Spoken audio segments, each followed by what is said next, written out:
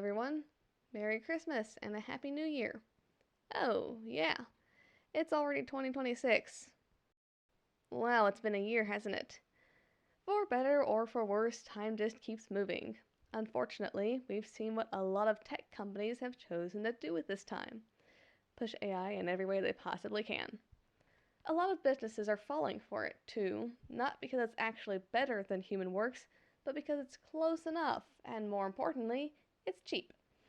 It's an interesting time to be in any creative field, to say the least. Clearly, artists needed more struggles to make a decent income. I've just accepted that I'll probably have to keep my day job forever at this point. With the state of the world as it currently is, the question looms in the background. In this future, is creating anything still worth it? Or has creativity already perished in mechanical six-fingered hands? It's a valid question to ask, really, considering recent news. Two AI Christmas ads have made the news as among the most contentious ads of the season. More on those later. I've seen a variety of reactions to the presence of AI in creative works. Some people wish to smite it on the spot. Oh right, that's just me. Occasionally, some people have tried to incorporate AI into their workflow, seeing it as a tool. Others may be objected to the use of AI in one field, yet gladly embrace it in another. I've seen friends that do this. I had to forcibly keep my mouth shut. Many artists feel pure pessimism because, unfortunately, algorithms don't reward actual creativity and skill, they instead favor frequent posts and uploads. Consequently, because of how easy AI generations are to prompt and spam, they're everywhere, and in the process, they overshadow real art. This is a very valid and understandable frustration. I felt it as well. Also very understandable is the urge to throw your hands up and quit. After all, to the untrained eye, AI generations can look good. It's easy to say it looks better than what you do, and they work in a fraction of the time and never burn out, too. Of course, they look good at first. The data sets for these machines encompass the works stolen from the best artists on the planet. You, who started 6 months ago, are not going to start creating the best right away. Look, lest you think I'm being harsh, I had to tell this to myself, alright? Somehow, though, I doubt I'm alone. So you out there watching this, fellow human, don't forget that you're not a machine. And it's thanks to the fact that I care about your humanity that I want to see it shine through in your creations, distinctly full of soul, life. So let me jump right into some ways that you'll always outclass a clanker. The closer you zoom in on the details, the worse AI generation looks. To put it simply for all of us that don't really care about precise jargon-filled explanations, image-generating AI basically scoops every image it can find into a giant dataset and sorts them into little categorized boxes. Then, when it's asked to generate an image, it grabs some images out of its dataset and mashes them together with all the grace of a toddler chewing with its mouth open. Once you zoom in on the details, AI art is actually not that great. It relies on its renders being detailed enough to baffle you with the nonsense, we'll say, but its fundamentals don't hold up. I mean, how can they when they're patching together disparate parts of pictures? The dirty secret is that AI doesn't actually understand what it's doing. I'm not talking your imposter syndrome levels of don't know, it really has zero clue. As it's currently set up, there isn't a way AI image generators can truly understand the concept of three-dimensional shapes in the same way a human can.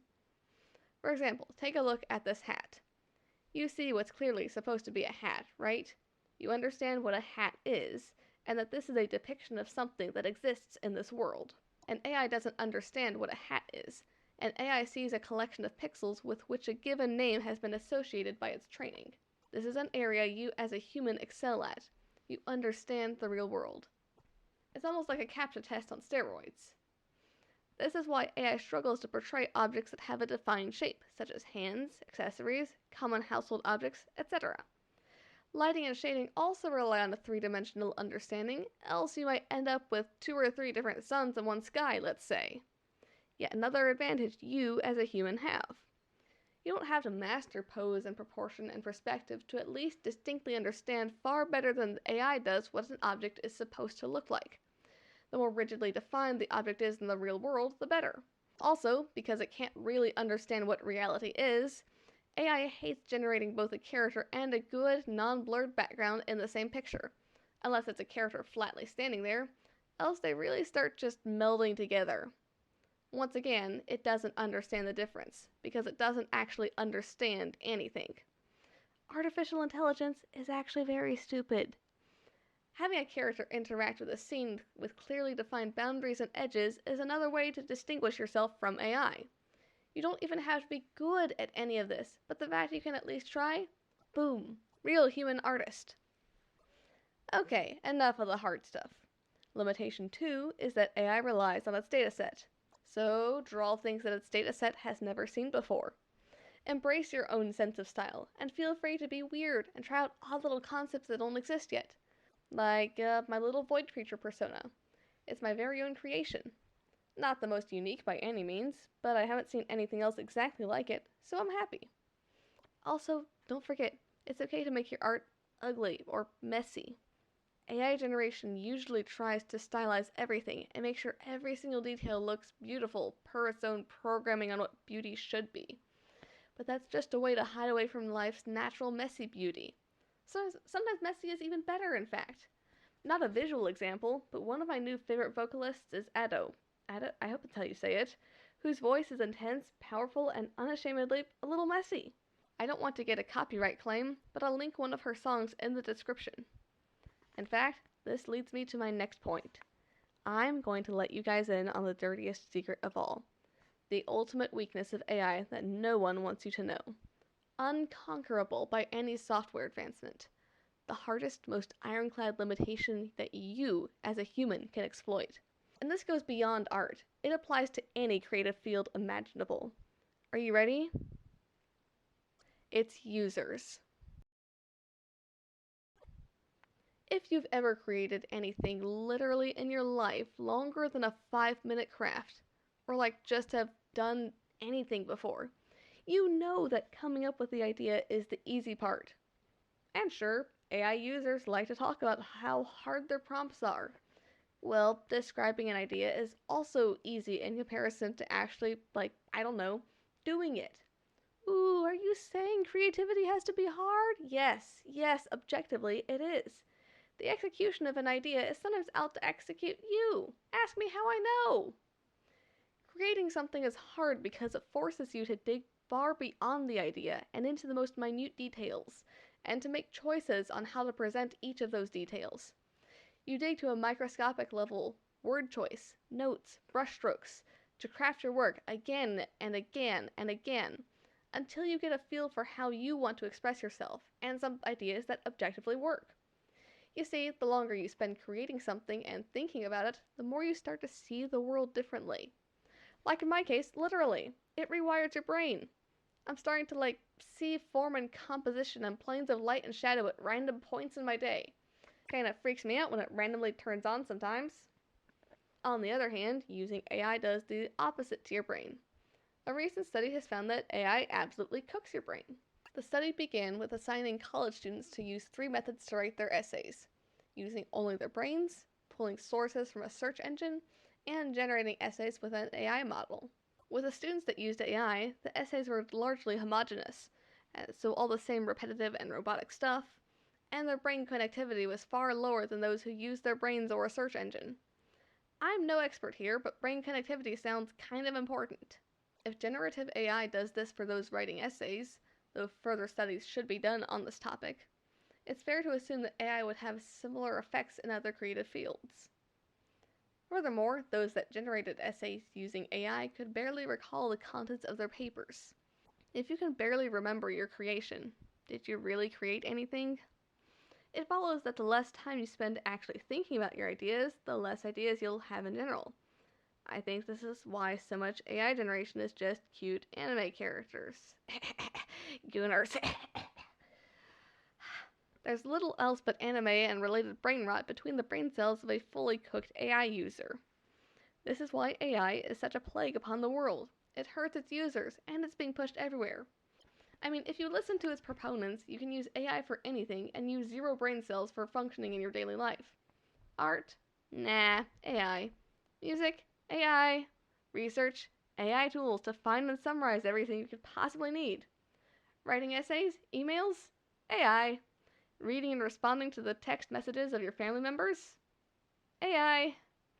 Makes you wonder what there'll be left in life after AI is done handling everything for you. Oh, wait, I know something you can do. Eat McDonald's and drink Coca-Cola. That's right, it's time to talk about the AI Christmas ad apocalypse of 2025. If you haven't heard of these, buckle up. Having not learned a single thing from when they pulled the same stunt in 2024, Coca-Cola made an ad using AI. As expected, it was objectively awful by all metrics. Others have already picked this apart: the nightmarishly distorted animals, the wonky and inconsistent trucks, the rapidly cutting shots because AI can't hold a scene consistent for more than 2 seconds. So if you really want a detailed breakdown, check the description for links.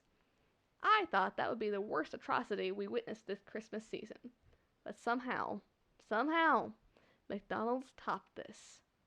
Both the ads were AI slop, but while Coca-Cola at least pretended to have a facsimile of the holiday spirit, making them merely hypocrites, the most infamous McDonald's ad of this year actively discourages the Christmas spirit. In this ad, Christmas-time accidents, sloppily portrayed by AI, flash before our eyes as the poor taste parody "It's the most terrible time of the year" plays in the background. The ad ends with this lyric: "So you flee from the madness, the lights, and the cheer, and hide out in McDonald's until January is here." Yeah, sure. Let's embrace removing any possible hardship or inconvenience that results in the joys that make life worth living. Yes, I'm in the mood for McDonald's now. Sign me up for crappy, overpriced fast food and broken ice cream machines, over spending time with my family, giving thanks to the birth of our Savior Jesus, and taking time for once in a year to rest and embrace our love for fellow humanity. What a deal, am I right? Look, I'm not even a big Christmas person. I find it annoying having to dodge traffic, the flu, and Mariah Carey for a month straight while everyone else is shrouded in false optimism. But this raised even my hackles. At least in the olden days, corporations pretended to like Christmas for their profit margins. But this is objectively worse. Because that's what so many of these corporations want, especially these AI companies. They give you product, you give them your soul. I love the corporate takeover of America. And I'm fully aware I'm speaking out on the platform of one such company. Not particularly happy about that, but I've yet to find a really good solution, though I should investigate my options more. But you, yes you, I'm talking to you. You are an individual and you get to make your own choices. You don't have to think this way. You don't have to be a slave to the corporate system. If you love creating, create something you love. Hate doesn't fuel an artist very far. Make something with a theme, a point, something that matters. I'd encourage you to go beyond beauty just for its own sake and start exploring other themes. The value of suffering, friendship, loyalty, family, love, sacrifice, heroism, everything else that makes life worth living. That's the messy truth of life, and that itself is beautiful. You don't have to impress anyone else with your art. It's a process you enjoy, you love, that you can keep doing for the love of the craft. No matter what frustration gets in your way, don't let anything stop you. Your passion for your work shines through, and everyone can see how much love you put into it, no matter what skill level you're at. A little intermission is necessary here.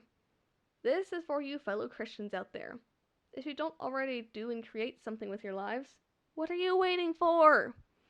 Of everyone on this earth, we have the biggest reason to create art ever, for the glory of God, and there is no machine that can replicate the genuine worship and joy we can offer. Even if no one else ever sees your creations, God does. God definitely appreciates the difference between a machine and a person, because one of those He created. That's why, especially if you're a Christian, you can't let this world stop you. We never committed to a life that was easy and convenient because we believe in something better, and creating something is a representation of that ideology. Anyway, back to humanity as a whole. I've said many grand things about creating for yourself, but I have a question for you. Do you think you're alone? Do you think you're the only one who still cares? You're not. My existence is proof. Check this video's comments. Those are people who care too. And you don't have to take it from us. Here's a quote from a friend of mine. Let me tell you something about generative AI. It's not art. It's not creative. It is nothing. Anything AI ever makes, reads, steals, and defaces, will never be art. It has no soul, no love, no passion. When a human creates something, fundamentally, a piece of that person shines through in their work. With AI, it's not a person. It's just hollow. It's empty. It's lifeless. Let's go off topic again. Just this past week, I played Undertale for the first time. The spoilers ahead. I came in relatively spoiler free, actually. Finished the whole game over 5 days, and whoa. This game will be living rent free in my head and will become my personality for the next several months. I love Toby Fox and the characters he's made. They're so full of personality, of life. The world is unique and stuffed full of secrets, diverging paths and choices, down to the most minute details. This game has destroyed me. I was freaking out when I accidentally killed Toriel, relieved when I could reloaded it and could spare her after all, panicking again when the stupid flower called me out, laughing hysterically while going on a date with Papyrus, internally screaming while being chased by Undyne, smiling at Alphys's silly texts, having an absolute blast facing off against Metaton, screaming again when Asgore broke the mercy button, both the waves of relief as I had an opportunity to spare him after all, almost in tears when the stupid flower killed him, and then I got the good ending and almost cried. There's no AI generation I've ever seen that has captivated me and infiltrated its way into my brain like this game has. It taught me why I love video games and what specifically I enjoy out of them. I don't think AI could create anything like this. Undertale is a very human and very beautiful creation, and no machine could ever come close. You know what? I think I just need to make a separate video on Undertale at this point, guys. Anyway, back to the topic. To go back to an earlier point, something that sets you apart from being an AI is that you live in reality. You're part of this messy thing called life, with other people. Don't overshare online by any means, but do make connections with other artists. You're still listening, which means you already have a point of commonality with the majority of other artists. Now, if any time, is the moment to band together and be real people. Don't be afraid to let your personality shine through in your pieces. Don't fear messy works in progress. You as a person are the artist. You are the brand. Show off the bad moments and mistakes that you make. I'd rather real, imperfect authenticity, distinctly human imperfections, over machine generation. And that applies no matter what you do. In fact, I appreciate the messiness of humanity far more now than I did in prior years. Being in this modern age of AI and a generational loneliness crisis has made me appreciate the real people in my life. I'm truly blessed to have great family, coworkers, and also friends, both in real life and online. My friends, too, are irreplaceable. I can tell a shift in my mood and my thinking when I'm around the right people. That connection is priceless, and piece by piece, it makes my life better. And to those of you who are a part of that, you know who you are. Thank you all. Right. Even if you aren't an artist, go give these real human artists out there some love. They're on my Discord server, they'll be in the comments, they're everywhere. Also, there's tons of other sites where artists are posting cool stuff and taking commissions. Please, give them love and support. I mainly speak about artists because that's the field I know the best, but there are so many other kinds of creative fields too. Don't forget that also affected by this are writers, musicians, voice actors. In fact, heck, while I'm at it, I'll post a link to a whole server full of voice actors that all work for free. They're amazing. They deserve much love and gratitude, plus the whole little community of artists and other generally cool people. Go show everyone love and support. Everyone, fly, my children, fly!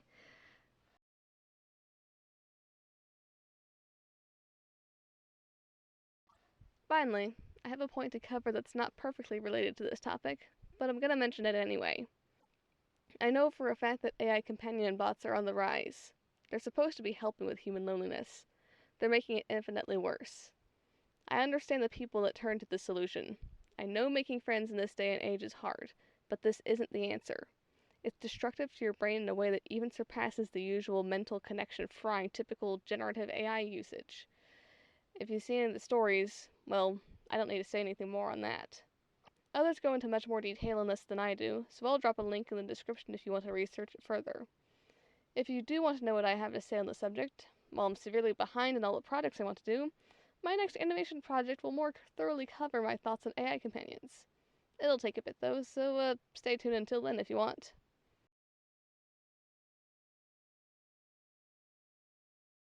Anyway, 2026. It's here. Is it too late to be an artist? Nope, it's never too late. Go out there, do something creative. It'll be fun. And one last word of advice: don't ever lose your creative light. Don't ever lose the piece of you that loves real people. May your human soul always burn bright.